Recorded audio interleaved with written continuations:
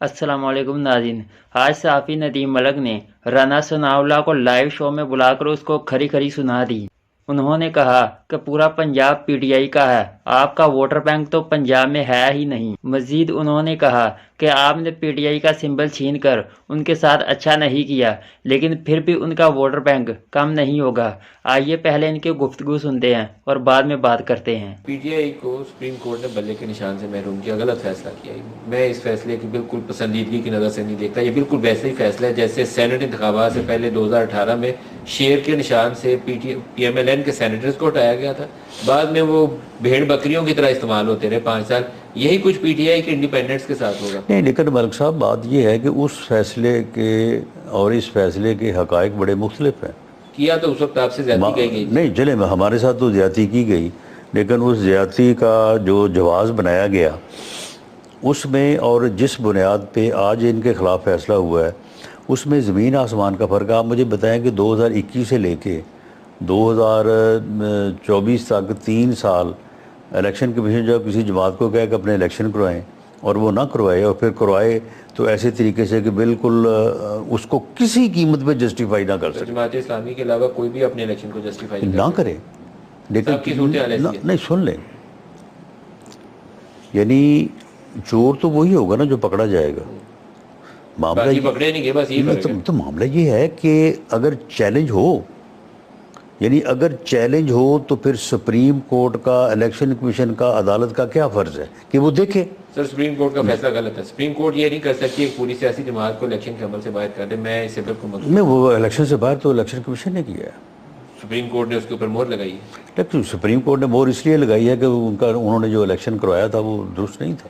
आने वाली तारीख और वो दुरुस्त वो अच्छा उनके पास देखें, उनके पास जवाब क्या था कि जी बाकी जमातें भी ऐसे ही करवाती। भाई बाकी जमातें अगर चैलेंज होता है तो वो भी जो है वो कलअदम हो जाते। सर जिस तरीके जो चैलेंज होगा देखा तो वही जाएगा ना। जिस तरीके से पनामा की बुनियाद के ऊपर, एक इकामा की बुनियाद पर, नॉट पनामा की तो तहकीक होनी चाहिए थी, मैं बड़ा पुरजोर हम नहीं था, लेकिन इकामा और अकाउंट रिसीवेबल की बुनियाद के ऊपर एक मुंतखब वज़ीर आज़म को उठा के जेल में डाल दिया और नायल करार दे दिया।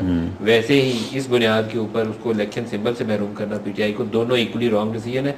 ये हमारी तारीख में लिखा जाएगा। बहरहाल ये आपकी राय है, लेकिन सियासी जमातों को इलेक्शन करवाने चाहिए और सही करवाने चाहिए, लेकिन करवाने चाहिए और सबको करवाने चाहिए। और जिसका चैलेंज हुआ है तो फिर इलेक्शन कमीशन को ये इलेक्शन कमीशन ये नहीं कह सकता था कि क्योंकि जी सब ने सही नहीं कराया तो इसलिए ये भी ठीक है। 7वीं तरमीम जो मुशर्रफ दौर वाली थी ना जी, उसमें एक कॉन्स्टिट्यूशनल अमेंडमेंट करके उसका हिस्सा बनाया गया था कि पार्टी इलेक्शन कॉन्स्टिट्यूशनली मैंडेट कर दिया गया था कि अब लाजमी करवाएंगे। 18वीं तरमीम के वक्त उस शिक को तरमीम करके निकाल दिया गया था। पीपल्स पार्टी और नून लीग दोनों ने उसके लिए वोट किया था। तो बहरहाल ये देखिए हमारी जमातों में जो कहा जाता है और दुरुस्त कहा जाता है कि हमारी जमातों में जमहूरियत की जमातें दावेदार तो हैं लेकिन उनके अंदर जमहूरियत कम है। जमातों को सही मानों में रेगुलेट करने और डेमोक्रेट करने के लिए ये ज़रूरी है कि इन चीज़ों के ऊपर सख्ती होनी चाहिए। सर 58(2) भी जिस तरीके से एक तलवार की तरह इस्तेमाल होती थी ना, अब ये वाला फैसला अगर आप इस्तेमाल करना चाहें जब भी किसी सियासी जमात के खिलाफ तो आप कर सकते हैं, क्योंकि कोई एक political party बशमूल peoples party, PMLN, काफ लीग, कोई एक जमात नहीं है जो कहे कि हम बड़े सही तरीके से वोटिंग प्रोसेस से हमारा एक जमहूरी तरीके से इलेक्शन हुआ था और हमारी पार्टी की आदत उस तरीके से ऊपर नहीं आई है। लेकिन ये सियासी जमातों का काम है, पार्लियामेंट का काम है। पार्लियामेंट जब 8 फरवरी के बाद मार्ज़ वजूद में आ जाती है तो वो लेजिस्लेशन को जो है वो इन ख़तरात से जो है वो मुबर्रा नहीं करती, तो फिर जिम्मेदारी तो फिर पार्लियामेंट पे होगी ना, सियासतदानों पे होगी। आपकी 58(2) भी जो है वो क्यों नहीं ख़त्म की गई थी, ख़त्म करनी चाहिए थी। मैं जब ये मुख्तलिफ डिस्ट्रिक्ट्स में गया हूँ तो एक फीडबैक जो मुझे मिला है वो बड़ा इंपॉर्टेंट है फीडबैक, बल्कि कहना चाहिए मुख्तलिफ प्रोविंसेस से जो फीडबैक मिल रहा है कि जो ये इंडिपेंडेंट कैंडिडेट्स आ रहे हैं सामने, पीपल्स पार्टी की क़यादत ने भी और नून लीग की क़यादत ने भी, उनमें से बाज़ जहां वो सोचते हैं कि ये बंदा हमें चाहिए होगा, उनसे पहले से राब्ता कायम कर रखा है, या उन उम्मीदवारों ने अपनी अपनी पसंद की पार्टी से राब्ता कायम कर रखा है। तो ये इंडिपेंडेंट्स होंगे, बाद में कुछ आपकी तरफ आएंगे, कुछ पार्टी लाइन क्रॉस करने की तो शिक है नहीं, कुछ पीपल्स पार्टी में जाएंगे।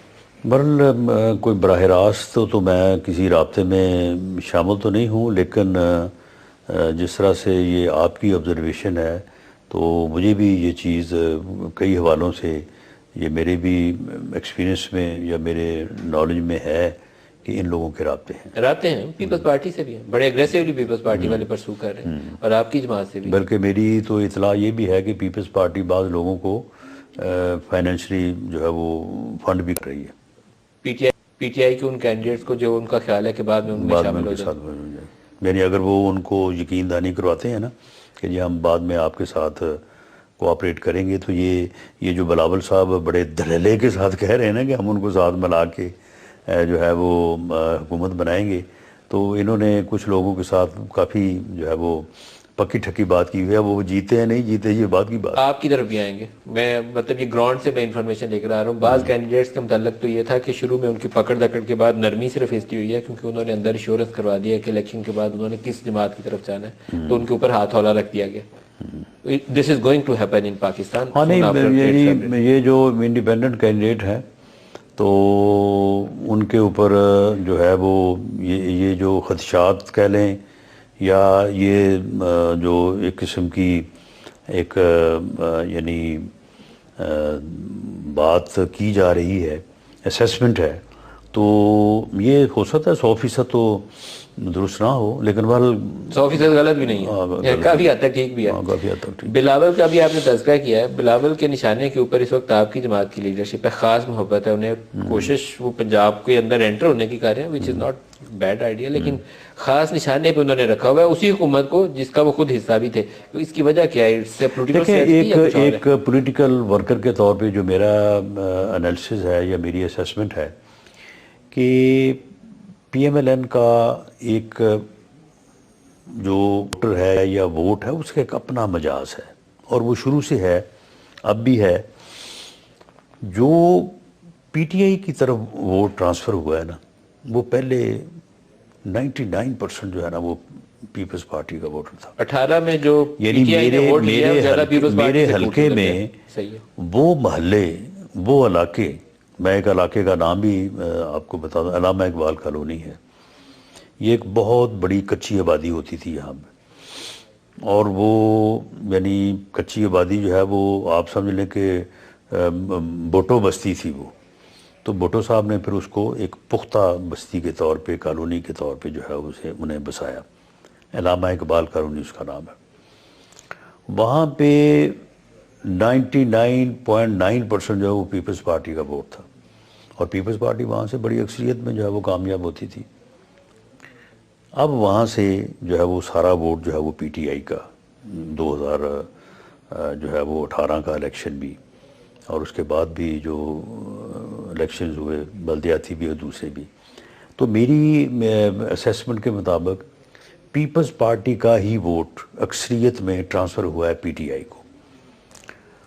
اچھا، اب وہ ووٹ جو ہے وہ کیونکہ پہلے پیپلز پارٹی کا تھا، اب وہ پی ٹی آئی کا ہے، اور وہ پی ایم ایل این کے خلاف ہے. پی ایم ایل این وہ نہیں پڑھ سکتا.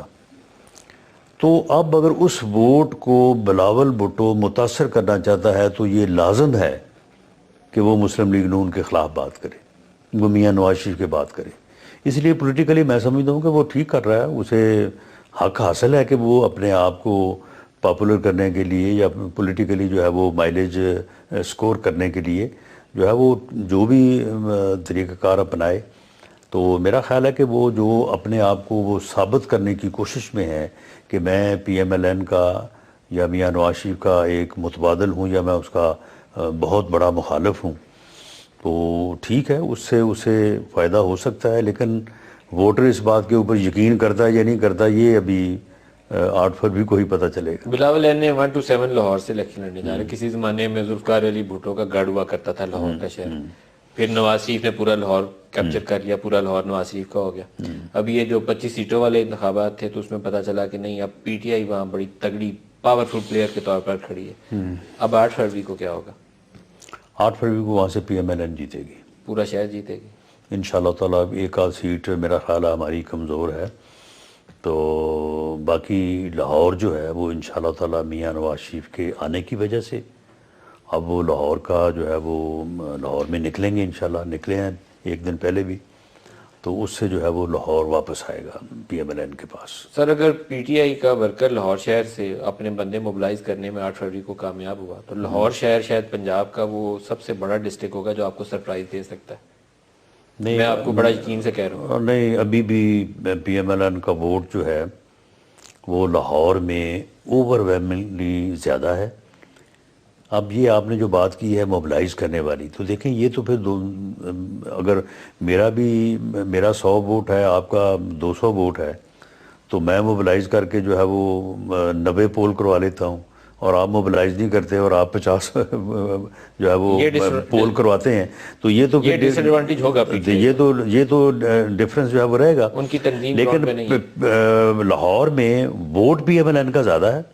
اب ہر حلقے میں جو پی ایم ایل این کا اپنا کینڈیڈیٹ ہے وہ کتنا ووٹ موبلائز کر کے اس کو پولنگ اسٹیشن تک لے کے آتا ہے, اس کے اوپر میں سمجھتا ہوں کہ ہار جیت کا جو ہے وہ اس میں کوئی فرق آ سکتا ہے. ایک آپ کی حکومت کے اوپر بوجھ ہے, وہ جو انکمبینسی فیکٹر آتا ہے نا, وہ شہباز شریف کی وجہ سے, جو 16 ماہ کی حکومت کی بلاول اس کو نشانہ بنا رہے ہیں. نواز شریف کو زیادہ ایگریسولی 2-4 ہفتے پہلے سے نکلنا نہیں چاہیے تھا, کیونکہ نواز شریف کے اوپر ایٹ لیسٹ وہ بیگیج نہیں ہے کہ 16 ماہ میں نے مہنگائی کی, بے روزگاری کی. یہ آپ کی اسٹریٹجی درست تھی یا اس میں کوئی خامی رہی؟ دیکھیں یہ تو پراپیگنڈا ہے. نہ ہم نے 16 ماہ میں مہنگائی کی, نہ ہم نے 16 ماہ میں کوئی جو ہے وہ خدا نخواستہ کوئی جو ہے وہ ڈیمیج کیا. معاملہ یہ ہے کہ ڈیمیج تو پہلے 4.25 سال میں ہو چکا تھا, ہر حوالے سے ہو چکا تھا. ملک کی اکانومی جو ہے اس کو جو ڈیمیج ہوا ہے وہ کوئی ان 16 ماہ میں نہیں ہوا, اور ڈیفالٹ کا خطرہ جو ہے وہ ان 16 ماہ میں پیدا نہیں ہوا. اس سے پہلے جب آئی ایم ایف کا معاہدہ کیا گیا اور اس کے بعد اس کو توڑا گیا, تو یہ ساری چیزیں تو اس وقت ہو چکی تھی. تو یہ درست ہے کہ ہمیں گورنمنٹ میں آنے کے بعد ہمارا جو پولیٹیکل کیپٹل ہے اس کا جو ہے وہ تھوڑا نقصان ہوا. لیکن آپ یہ بھی تو دیکھیں نا کہ اگر یہ بندہ اس ملک کے اوپر مسلط رہتا تو یہ کیا کرنے والا تھا, یہ کبھی کسی نے نہیں سوچا. یہ جو کرنے والا تھا اگر یہ وہ کر گزرتا تو پھر پتہ نہیں آج کیا.